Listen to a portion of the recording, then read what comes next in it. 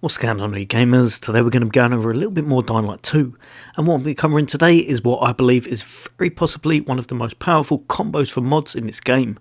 So if you want a really nice weapon that can do a big chunk of damage as well as do some great CC, then stay tuned, that's coming up next.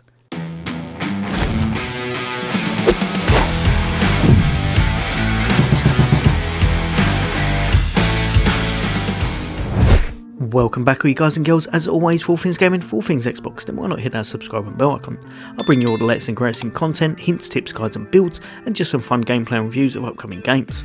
Obviously I've been covering Dying Light 2 quite a lot at the moment, and Elden Ring is on the way, so if that sounds good to you, then why not hit that subscribe button. Now if you've been following the channel, you know I've been doing showcases of all of these when I upgrade them.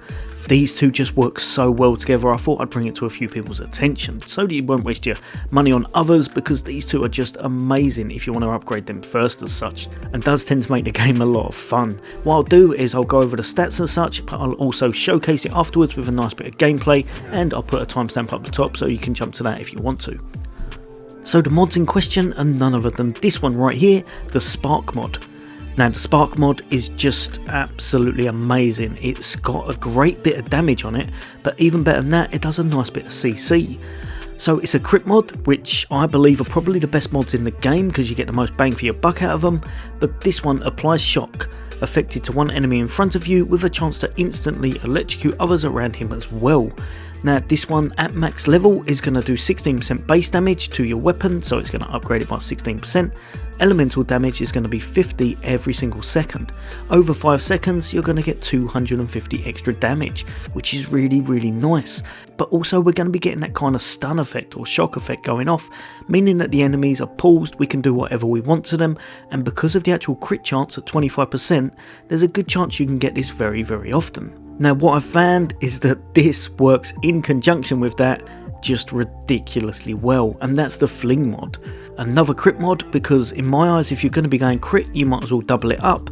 Singly they're not bad, but when you manage to chuck two of them on, they both proc at the same time every single time. As far as I've seen, I've never had it when it's one or the other. It's going to be 25% for each of them. When one of them procs, they both do, meaning that when you've got that going off, obviously you're up to 50% critical hit chance now. Every swing's going to have a 50% chance of being able to be a crit, which in turn is going to be able to activate the mods. Nice bit of stun going on, absolutely fun, ridiculous damage with this one going on, as well as that big old blast mod kicking in and managing to hurl them across the screen.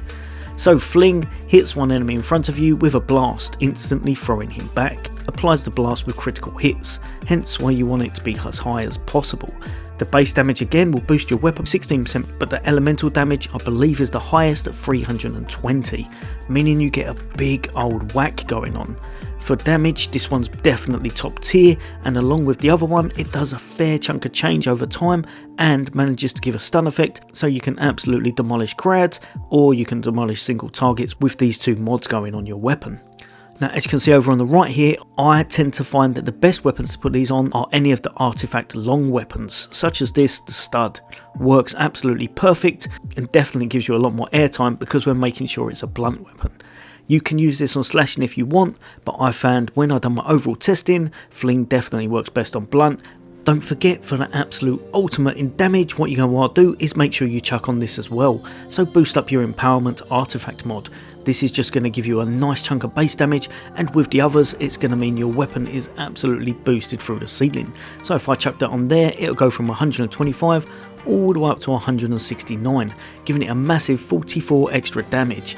It's really worth doing, and as you can see the base damage on this is 42, so if you're after that big chunk of damage and having a lot of fun, empowerment plus Fling plus Spark, definitely the way forward in my eyes, and then chuck it on a really nice long blunt weapon. Right, so like I said earlier, I'm going to chuck on a little bit of footage now, show you what this is all about and why I think it's so powerful.